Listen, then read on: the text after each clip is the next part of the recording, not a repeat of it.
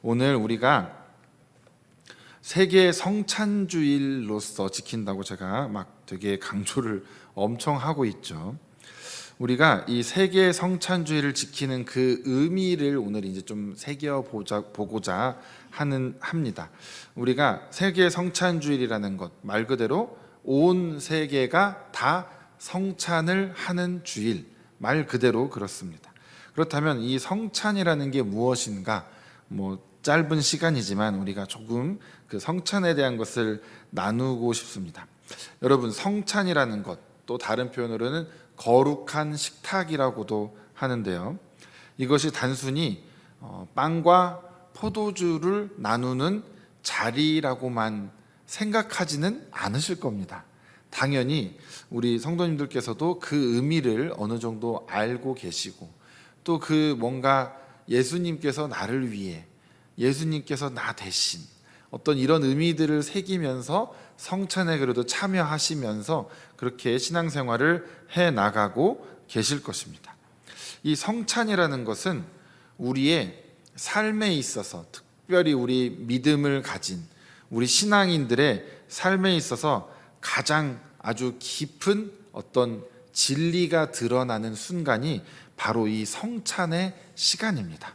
이 성찬은 우리 기독교에서 공적으로 하나님께서 우리에게 은혜를 주시는 수단으로서 공인되어 있는 바로 그것이 성찬입니다. 그러니까 우리가 이 성찬을 통해서 우리가 은혜를 누려야 되는 것이 아주 지극히 당연한 것인데, 그 시간에 우리가 어떤 그런 진리가 우리에게 드러나게 되느냐, 바로 서로 그동안 다른 시간을, 또 다른 공간을, 또 다른 삶을 살아왔던 그런 사람들이 한자리에 모여서 함께 앉아 같은 빵을 떼고 같은 잔을 마시는 그 순간, 우리는 이제는 더 이상 낯선 자들이 아닌 것으로 변화되는 그 시간이 바로 성찬의 시간입니다.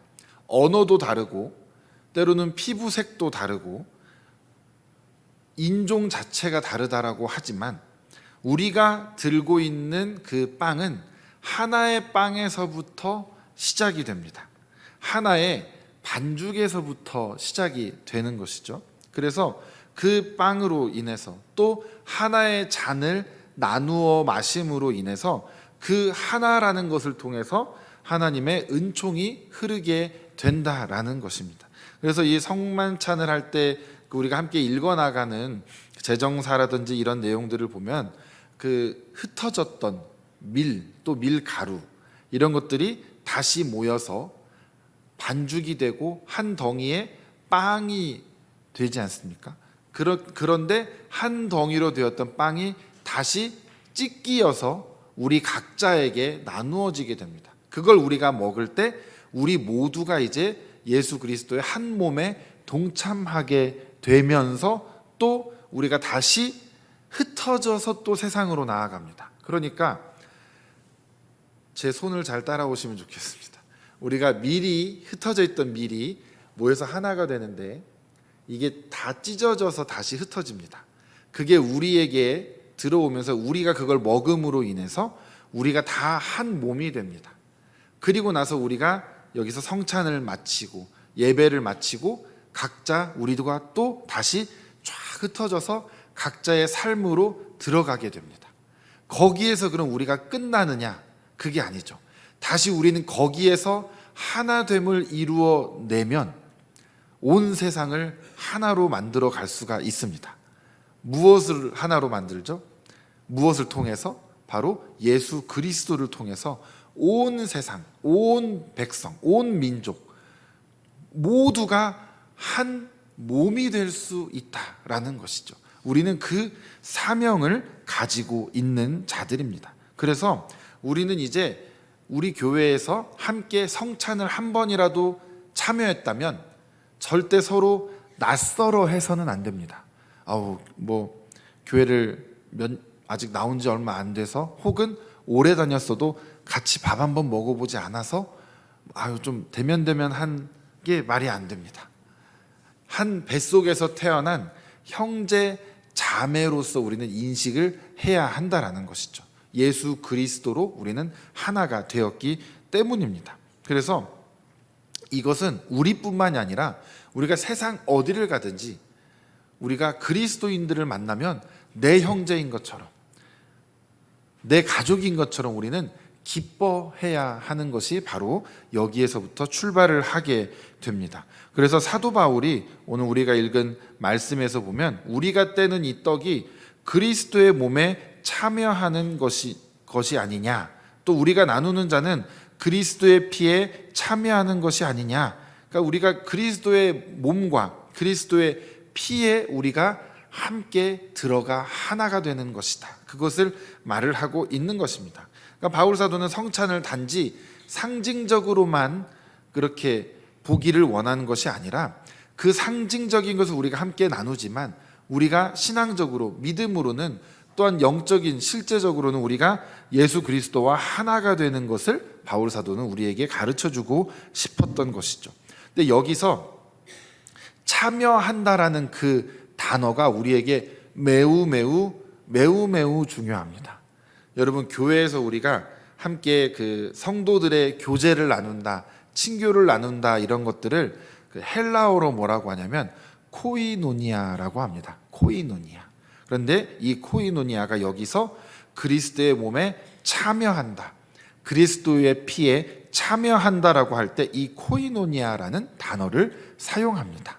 그러니까 우리가 단순히 참여하는 것이라고 생각했던 이 코이노니아가 우리 성도들이 함께 교제를 나누는 데에 사용되고 있다라는 부분이 오히려 우리는 좀 놀랍게 생각해야 하는 부분입니다. 왜냐하면 참여한다라는 뜻이니까 그리스도의 몸에 피에 참여한다라고 쓴 것이야 뭐 당연히 그냥 단어니까, 문장이니까 그렇다고 볼 수 있는데 왜 이 코이노니아라는 단어를 성도의 교제에다가 사용을 할까? 그 부분이 우리에게 이제 오늘 함께 나누어야 할 부분이죠. 뭐냐면 예수 그리스도를 통해서 하나가 되었기 때문에 우리가 그 그리스도 안에서 우리는 함께 교제하는 자들이다라는 것입니다. 그러니까 우리가 교제라는 것에 코이노니아를 사용하는데 세상에서의 교제에는 코이노니아를 사용할까요, 안 할까요? 그거 좀 모르겠습니다. 그리스를 안 가봐서. 참여한다라는 뜻에서 이 단어를 쓰는 건 맞습니다. 뭐 단어 자체 뜻이 그러니까. 그렇지만 우리가 세상에서 서로 교제 나누는 것과 교회 내에서 교제를 나누는 것과는 분명히 다른 점이 있어야겠죠. 무엇이 달라야 되겠습니까? 세상에서의 교제, 교회에서의 교제, 무엇이 달라야 할까요? 무엇이 구별되어야 하겠습니까? 긴 말씀을 드리지 않아도 그냥 직감적으로 다 아시리라 믿습니다. 교회에서는 우리가 한번 그리스도의 몸에, 그리스도의 피에 참여함으로 우리가 한번 하나로 묶였으면 더 이상은 분리될 수 없음을 알아야 합니다. 분리될 수 없는 존재가 되었습니다. 우리는 이제 한 덩어리가 된 것이죠. 한 몸이 되었습니다. 세상에서는요, 마음에 안 맞으면 안 보면 그만입니다. 그냥 같이 일 안 하면 그만이고, 말 안 섞으면 그만이고, 좀 미워할 수도 있죠. 그런데 교회 안에서 우리가 예수 그리스도의 이름 아래 모인 이 교회라는 곳, 또 교회의 머리 되시는 우리 예수 그리스도의 몸으로 모인 이 자리에서는 우리가 그렇게 하는 것은 다 한 글자로 뭐라고 하냐면 다 죄라고 합니다. 서로를 미워해도, 누구한테 상처를 줘도, 갈라서도, 뭐 해도 다 죄입니다. 어떻게 우리는 거기서 다시 빠져나와야 할지 참으로 우리에게 그 주어진 과제가 참으로 쉽지는 않은 것 같습니다. 하지만 우리가 인정해야 될 것은 있습니다. 뭐냐면 우리가 누구나 할 거 없이 사실 원래는 다 부서진 존재들이었다라는 것을 우리는 먼저 깨달아야 됩니다. 그렇기 때문에 우리가 자꾸 나의 어떤 삶에 대한 실망감, 또 관계에서 오는 실패, 또 사회적인 불의 앞에서 겪는 일들, 또 뭐 세계 정세로 보자면 전쟁과 또 폭력과 이런 일들을 우리가 경험하면서 살아가는데, 그 가운데 우리들도 다 온전치 못한 자들이다라는 것이죠. 그러니까 서로에게 상처를 주는 일들도 종종 발생을 하고, 서로가 서로를 미워하는 일들도 생기기도 하고, 서로 당을 지어서 서로 자신의 당에 있는 사람들끼리 이렇게만 어울리고, 저쪽이 뭐가 어떻고 이쪽이 뭐가 어떻고, 우리 이렇게 이야기를 하면서 살아가는 것이 너무나 당연스러운 사람들이 없습니다. 과거형이죠.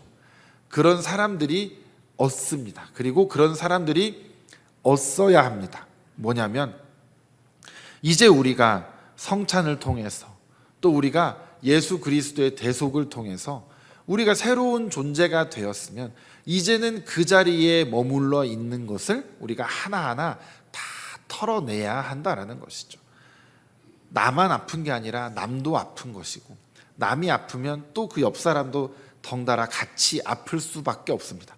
누군가는 거기를 치료해 줘야 되고, 누군가는 감싸 줘야 되고, 누군가는 그걸 메꿔 줘야 하는데, 그것을 하는 사람 따로 있고 보살핌 받는 사람 따로 있어서는 안 되겠죠.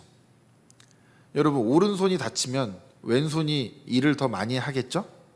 왼손이 다치면 오른손이 일을 많이 하겠죠? 아닌가요? 뒷손이 따로 있으신가요? 오른손이 다치면 왼손이 바쁘고, 왼손이 다치면 오른손이 바쁩니다. 한쪽 눈이 안 좋으면 반대쪽 눈이 일을 많이 하고, 이쪽 눈이 안 좋으면 이쪽 눈이 더 수고를 할 수밖에 없는 게 우리 몸의 구조입니다. 그렇다면 우리는, 나는 항상 아픈 손만 될 거냐, 아니면 항상 보살피는 손이 될 거냐라는 그런 질문을 스스로에게 좀 던져볼 필요도 있습니다. 나는 교회를 늘 이렇게 다니는데 맨날 불만이 가득하고, 맨날 못마땅하고, 맨날 이렇게 사람들이 나를 관심 안 가져주고 보살펴주지 않고 내 얘기 안 들어주고 나를 좀 이렇게 알아주지 않는 것을 30년째 서운해하고 있으면 대체 어떡하겠습니까? 우리가 다 그러신 분들은 여기는 안 계시겠죠. 그렇다라는 건 이제 우리도 알아야 됩니다. 거울을 봐야죠. 내 얼굴에 뭐가 있구나. 말씀이라는 거울을 통해서, 아, 내가 좀 달라져야 되는 부분이 있구나. 내가 언제까지 이렇게 보살핌만 받고 살아야 될 것인가. 내가 이제는 나보다 더 어려운 이들을 좀 돌보면서, 나도 그들을 좀 보살피면서 살아가야 할 텐데, 그것이 참 어렵구나 라고 하면서 또 그냥 있는 것이 아니라, 주님께서 우리에게 못할 걸 하라고 하신 적은 단 한 번도 없으시기에, 주님이 하라고 하셨으면 내가 할 수 있는 것이겠거니 하고 실천에 옮겨보기 시작하는 것입니다. 그랬는데 내가 모처럼 이제 누구한테 열심을 다해서 잘 했는데, 그 사람이 또 내 뜻을 잘 받아들여 주지 않다 보니까, 에이, 차라리 하지 말걸 하면서 그냥 에이 이러면서 그럴 수도 있죠. 그럼 어떡합니까? 잠깐 추스리고 또 해야죠. 또 해야죠. 될 때까지 하는 겁니다. 뭘요? 내가 사랑을 할 수 있을 때까지. 사랑은요, 사랑해서 하는 사랑이 아니라, 사랑은 수고다라고 바울 사도가 데살로니가 교회에게 한 말이 있습니다. 너희의 사랑의 수고를 내가 잘 알고 있다. 사랑은 사랑이 돼서 하는 게 사랑이 아니라 수고스러운데 하는 게 사랑이다라는 정의를 우리는 새롭게 가져야 되는 것이죠. 그 사랑을 할 수 있는 마음은 어디서부터 출발되느냐? 바로 그리스도와 한 몸이 되는 것에서부터 출발을 합니다. 그리스도와 한 몸이 되었다라는 것은 무엇을 의미하냐면, 이제 우리는 부활하신 그리스도와 함께 살아가는 자다라는 겁니다. 그러면 왜 우리는 부활을 했을까요? 그리스도와 함께 우리는 부활한 자들입니다. 뭐냐면, 나의 과거, 나의 지난 죄에 빠져 있던, 죄 속에 있던, 죄 가운데 있던, 죄의 종노릇하던 지난 나의 모든 세월들을 예수 그리스도의 십자가 앞에서 예수님께서 죽으실 때 나도 나의 모든 죄악을 거기에 함께 못 박아서 나도 함께 죽은 것입니다. 그리고 예수님께서 부활하실 때 나도 다시 함께 부활한 것이죠. 그것을 우리는 한 단어로 거듭났다라고 표현을 하는 겁니다. 우리는 다 거듭난 자들 아닙니까? 우리는 구원받은 족속들 아닙니까? 그렇다면 우리는 대체 뭐에 그렇게 분노를 하고, 뭐 때문에 그렇게 화가 나고, 뭐 때문에 그렇게 서운하고, 뭐 때문에 그렇게 못마땅합니까? 이미 다 죽은 나의 성질들인데 왜 그 성질들까지 다 우리는 부활을 다시 시켜가지고 주님도 행하시지 않는 능력을 우리가 행하면서 왜 나의 못된 지난 성질들을 아직도 못 버리고 그걸 가지고 이렇게 살아가냐라는 말이죠. 성질 부릴 날이 또 다가오는 분들도 있을 수 있습니다. 명절에 가족이 한자리에 모이면 늘 좋기만 한 건 아니죠. 형제 간에도 싸울 수도 있고 부모 자식 간에도 서운할 수도 있고 뭐 사람이 모이면 하여튼 뭔가 일이 터지기도 하고 뭐 더 좋기도 하고 그런 겁니다. 근데 여러분 또 가서 또 명절에 성질대로 승질을 다 부리고 오면 어떻게 되겠습니까? 여러분 이번 명절은 여러분들도 좀 달라져서 가서 사랑을 마음껏 베푸시고 좋은 축복의 언어들만 사용하시기를 바랍니다. 안 될 것 같으면 입을 다물면 됩니다. 안 될 것 같으면 먹던 숟가락이나 젓가락으로 내 허벅지를 콱 찌르시면 됩니다. 주로 밥상에서 그런 일들이 많이 벌어지죠. 주로 밥상에서. 우리 작은 삶의 한 부분이지만 우리가 살아가는 이 삶 가운데 뭐 명절 가운데에서도 우리가 실천할 수 있는 일들은 얼마든지 우리에게 있다라는 것이죠. 우리가 이 거룩한 식탁에 초대된다라는 것이 얼마나 귀한 일인지 우리가 좀 깊이 깨달아 알아야 됩니다. 예수님께서 우리를 어떻게 초대하셨는지, 예수님께서 어떤 고난을 감수하시면서 어떤 고통을 받으시면서 우리를 그 거룩한 식탁에 나올 수 있도록 해주셨는지 우리는 알아야 합니다. 예수님께서는 어린 양이 되셔서 희생제물로 죽으심으로 말미암아 그 거룩한 식탁을 우리에게 마련해 주실 수 있게 되신 거죠. 그러니까 그 식탁에 초대받는 우리는 어떤 마음으로 나아가야겠습니까? 내 죄가 사해진 그 기쁨으로, 또한 내가 죄인이었던 지난 나의 잘못된 그런 삶들에 대한 때로는 주님께 대한 감사함으로 우리 그런 마음들을 가지고 그 거룩한 식탁에 우리는 나아가야 하는 자들입니다. 제가 부탁드린 그림이 하나 있는데 우리 그림을 함께 보시겠습니다. 보이십니까? 저 좀 힘드시면 뒤에 TV를 보시면 아주 명확하게 잘 보입니다. 한 번만 돌아봐 주시길 바랍니다. 너무 다르거든요, 여기랑 TV랑. 네. 보이시죠? 저 뒤에. 네. 자, 그럼 이제 저 기억하시고 다시 여기를 봐주시면 됩니다. 자, 지금 예수님과 그 12제자들 이제 마지막 그 식사를 함께 나누던 날 밤 저녁 식사 그 자리입니다. 지금 가운데 서 계시는 분이 바로 우리 예수님이시죠. 그리고 저기가 어딘지는 모르겠으나 지금 보시면 어두운 것 같습니다. 그렇죠? 어둡습니다. 그런데 예수님이 계신 곳은 밝습니다. 그런데 보면 초는 보이지 않아요. 어둠을 밝히는 초가 있어야 되는데 초는 보이지 않습니다. 그런데 빛나고 있습니다. 이 그림을 그린 화가가 표현하고자 한 그 의도가 여기에 담겨 있습니다. 라센이라는 제목의 그림인데요. 그냥 더 서퍼 또는 더 라스트 서퍼, 그러니까 우리말로 하면 최후의 만찬. 근데 이분이 저기 프랑스 쪽 사람이라서 라센이라고 얘기를 한다고 합니다.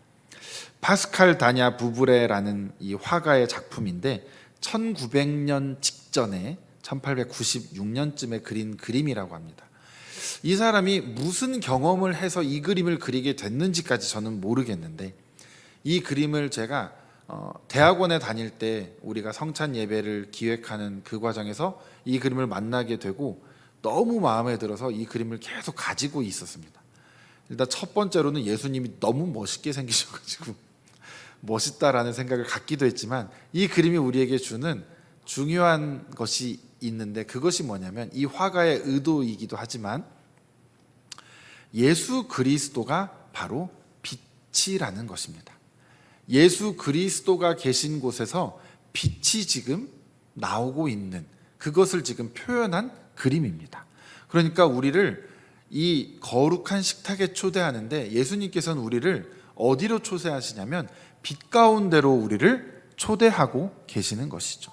그리고 그 빛 가운데로 초대한다라는 게 여기서는 그림으로 이렇게 표현이 되어 있지만 그 빛 자체가 바로 예수 그리스도이십니다.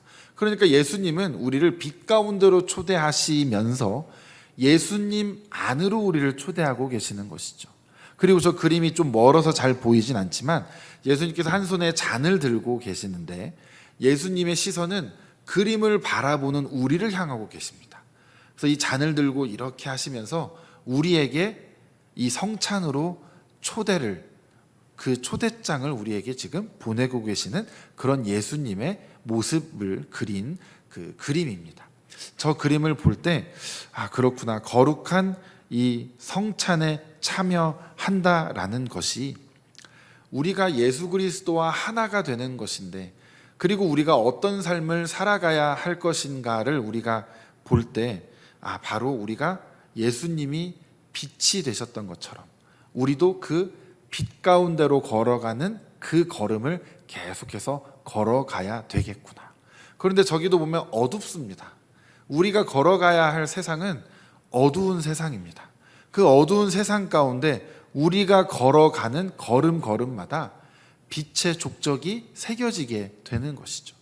그 빛은 내가 밝히는 것이 아니고 내 안에 계신, 또 우리가 그 안에 있게 되는 우리 예수 그리스도의 빛이 나를 통해 세상에 밝혀지게 되는 것입니다.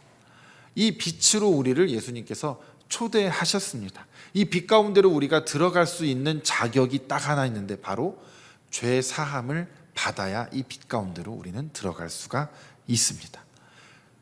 예수님께서 우리를 위하여 죽으셨고 우리가 그것을 믿음으로 말미암아 우리가 이 성찬의 자리에 나아갈 수 있게 되었다라는 것이 얼마나 큰 기쁨이고 얼마나 큰 복이요 얼마나 큰 영광인지 우리가 그것을 깊이 깨달아 아는 귀한 시간이 되셨으면 좋겠습니다. 그럼 우리가 이제 세계 성찬주의를 맞이하여서 다시 한번 우리에게 물어보기를 원합니다. 우리는 이 떡을, 이 잔을 어떻게 기억을 하고 있을까? 그냥 종교적인 예식으로서만 둘 것인가? 아니면 이 식탁에 저 빛 가운데로 나아가 내가 그 빛을 경험하면서 내가 예수님과 하나됨을 경험하면서 나눈 그 빵이 나에게서 이제 고통받는 자들과의 연대가 이루어지고 갈라졌던 이웃들이 나로 인해서 화해가 일어나게 되고 억눌린 자들을 위한 정의를 내가 실현하면서 살아가는 그 모습들이 우리 안에서 하나하나 나타내야 한다라는 것입니다. 이 거룩한 식탁을 통해서 그래서 우리는 평화를 또한 배우게 되는 것입니다.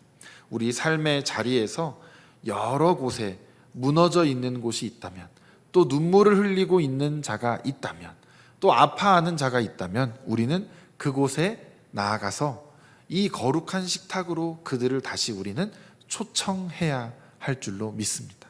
우리 모두가 그런 삶을 살아가야 하는 자들로서 오늘 이제 우리가 이어질 성찬에도 함께 참여하시는 귀한 우리 모두가 되시기를 주님의 이름으로 축복합니다.